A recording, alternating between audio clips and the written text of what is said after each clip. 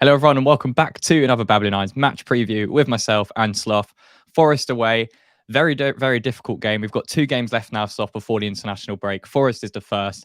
Everton is the second. This is going to be the focus on Forest, and they've had a very good start to the season. Only lost once in the Premier League so far, so it's going to be a very tricky game at the City Ground. So yeah, we're going to break it down. So if you enjoyed the preview, make sure to leave a like, subscribe to the channel for more content.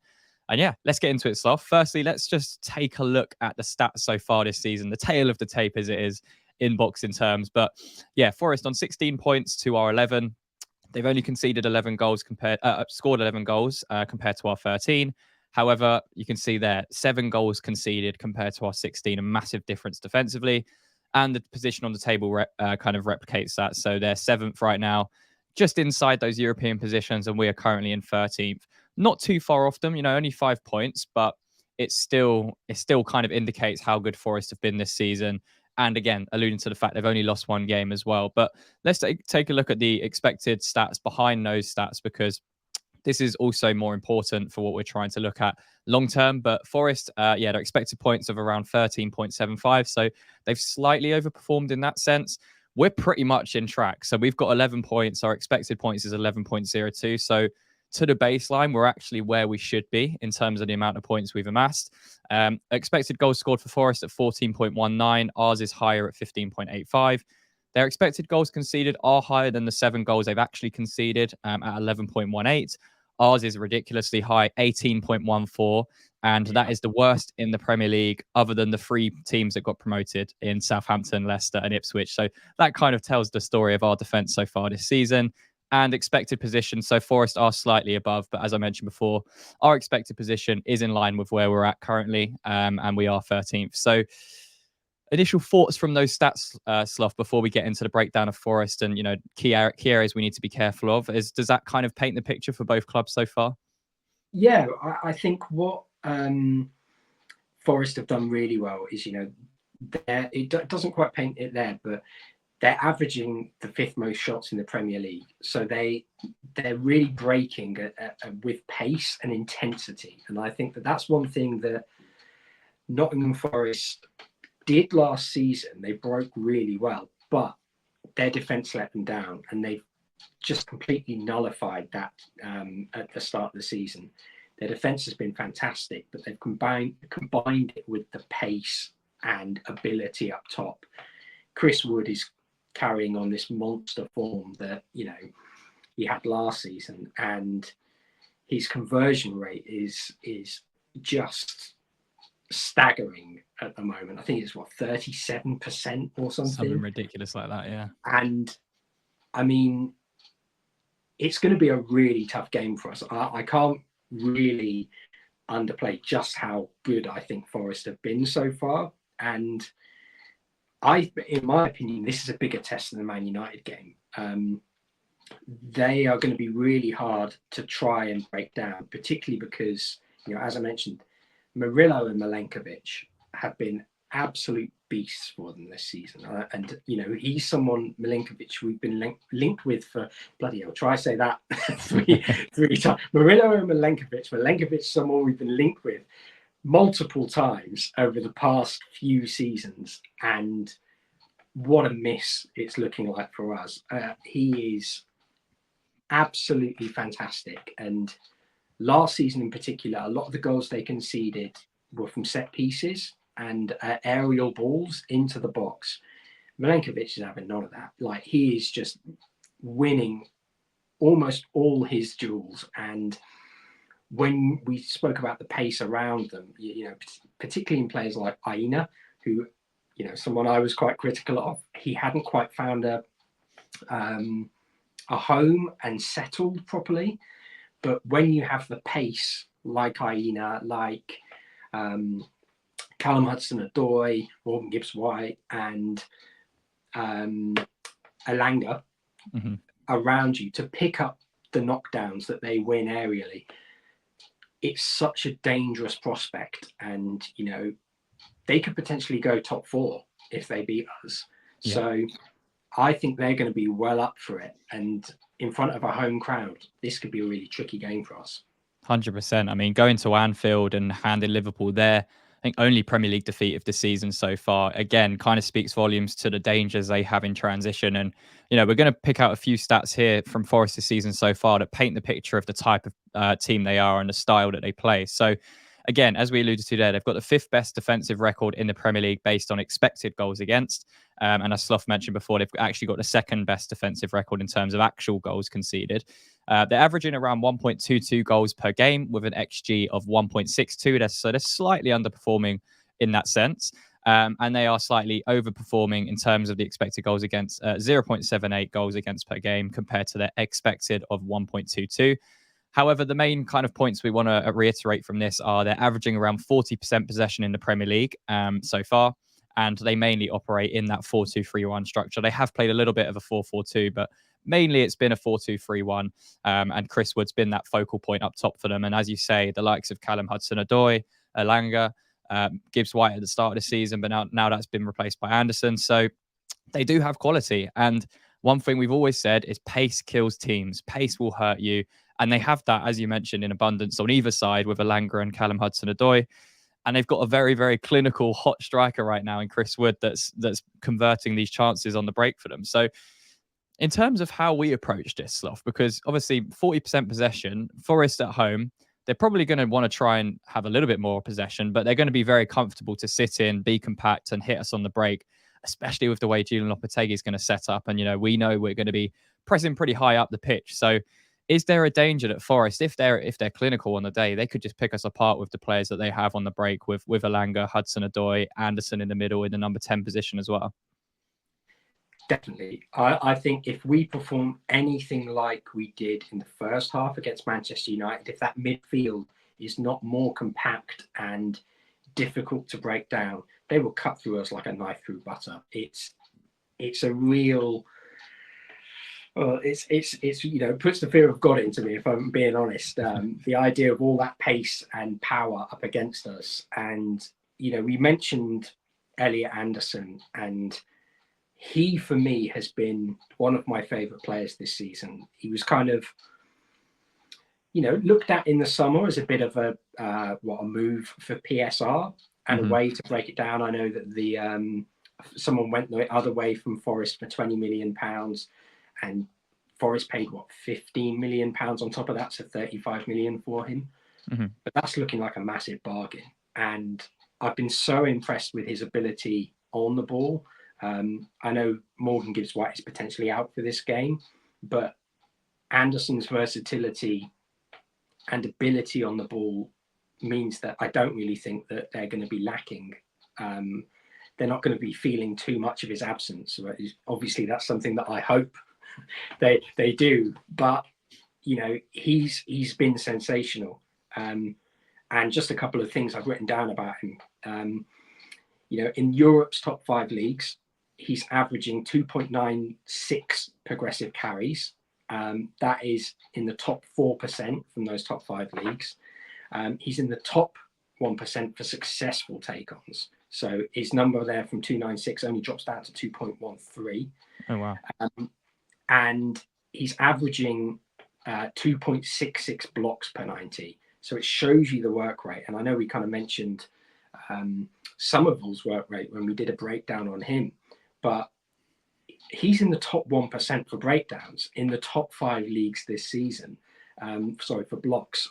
It's fantastic work. And, it's something that I think is really showing a contrast in the two sides. They've compacted this centre midfield, and even though they've got a lot of injuries at the moment, they've got the quality in depth to cover that.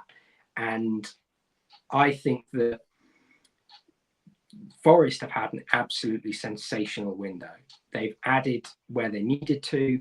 The deal for Anderson was, as I mentioned, was kind of viewed as a bit of a PSR cheat.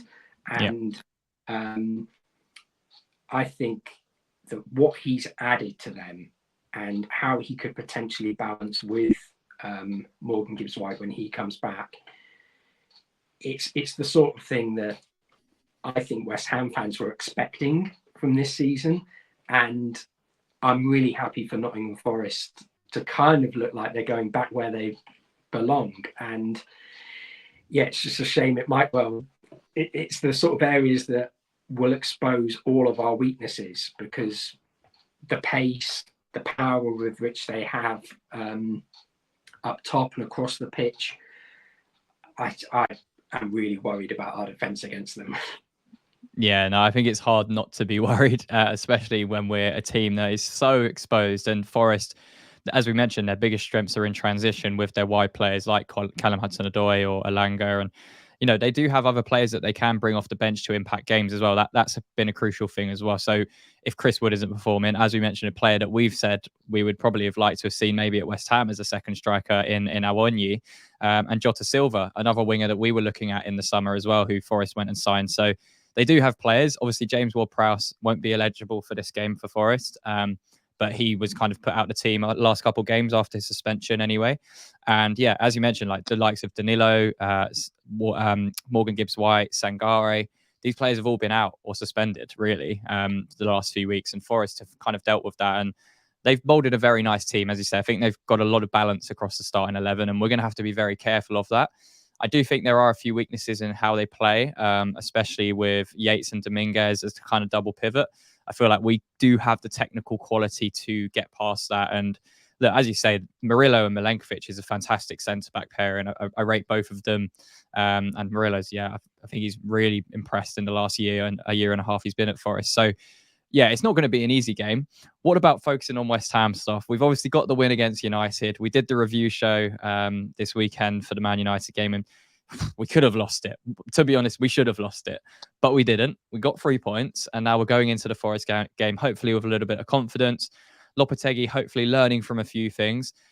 What's the big things we need to adjust for this game compared to the Man United game for you? Is it personnel? Is it system? How would you set up for this game? I think it needs to be a bit of a mix of personnel and system in terms of, I mentioned how strong Palace are on in terms of their pace, but also in the middle of the park. And the middle of the park has been such a big issue for us.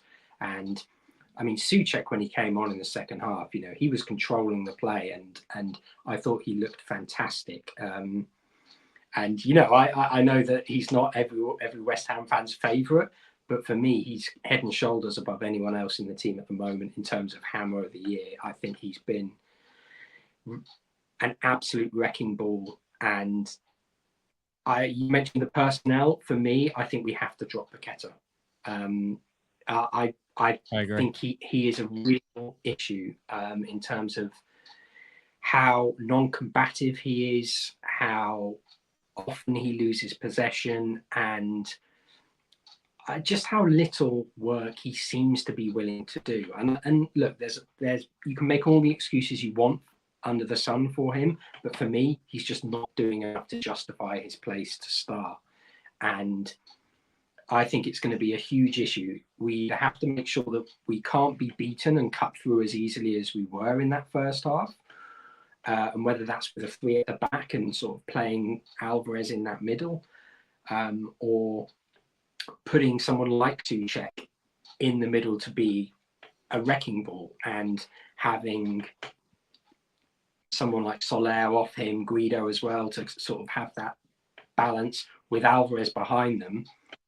We need to make sure that we're difficult to play against, because otherwise Forest will just carve us apart. Yeah, no, I agree. I'd play that, what we saw in the second half when we shifted to a back three, kind of in and out of possession at times. I would play Alvarez as that mold, because Forest in transition, United were killing us in transition in the first half because we were playing that flat back four and the midfield was just all over the place. And yeah, to both of those points, Paqueta has to be dropped. He's just not been good enough and could have been sent off, to be honest, against United. He was lucky, and that's probably why Lopetegui hooked him at half time, as well as the performance that he put in. But yeah, second half we were much better, and I thought Todibo coming in and almost playing that right centre back role, and it allowed Wan-Bissaka to push up high like he was doing in the first half against United. But we had that cover. We didn't have players like Guido Rodriguez or Alvarez dropping in at the right centre back position that was the right back position that was vacated. So for me, I'd play that back three. I'd play Kilman, Alvarez, Todibo. Obviously, in possession, Alvarez can step up and form like a midfield three.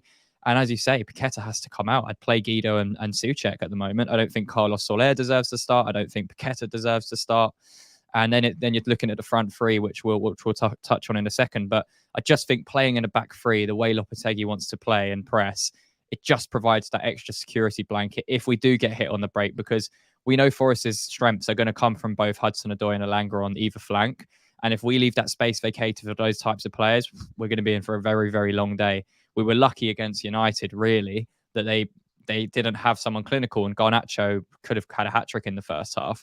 And again, Rashford wasn't clinical in his moments, and Dalot when he went through. So we're going to have to be very, very careful. And I think shifting Alvarez into that back three when we're kind of out of possession, or we're trying to pin Forest back in or be careful of those counter-attacks, is probably the best route.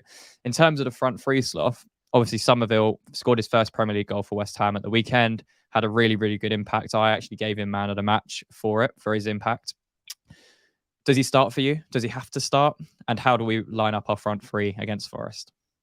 Yeah, it's been something that I've been calling for a few weeks now. I just think that Somerville has all the assets that can hurt any Premier League defence. He's strong, he's skillful, and as that second half showed, we just look so much more dangerous when we have players like him and Bowen who have those skill sets, able to flood forward.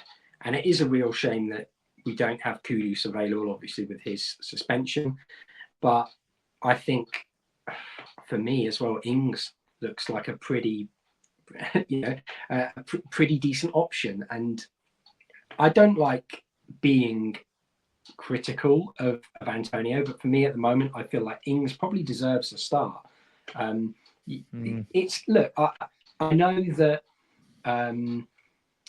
the way he plays might not suit us for a full 90 minutes, but I also don't think that Antonio is showing the form that means it negates him from being brought off the bench. I think if we started him and said, look, go and show us what you can do, show us why you should feature a bit more, and then you throw Antonio on off the bench after, say, 65 minutes, that's the sort of thing that will hurt defences. I just think at the moment he's not quite clinical enough. And for me, I probably look to start Ings with that pace around him so that he can kind of find the holes in the opposition box that he does and finish from there.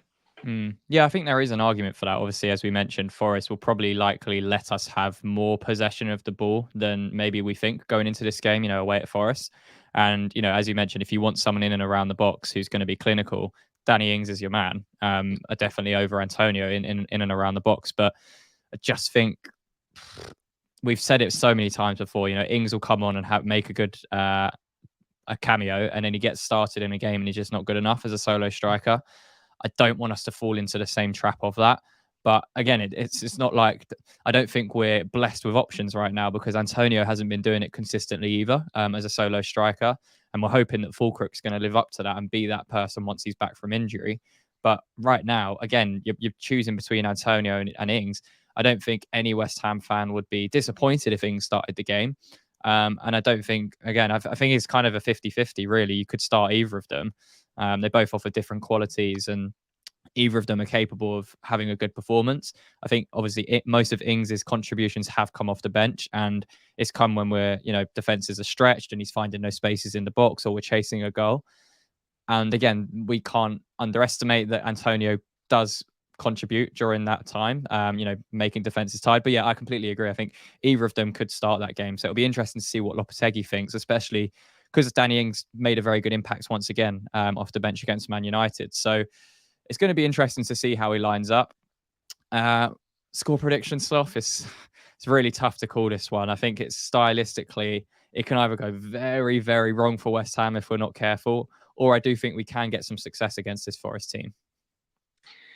See, I'm kind of scared. I think they've been really good this season, and at home, as I mentioned, with the chance to go fourth, I think they'll be chomping at the bit.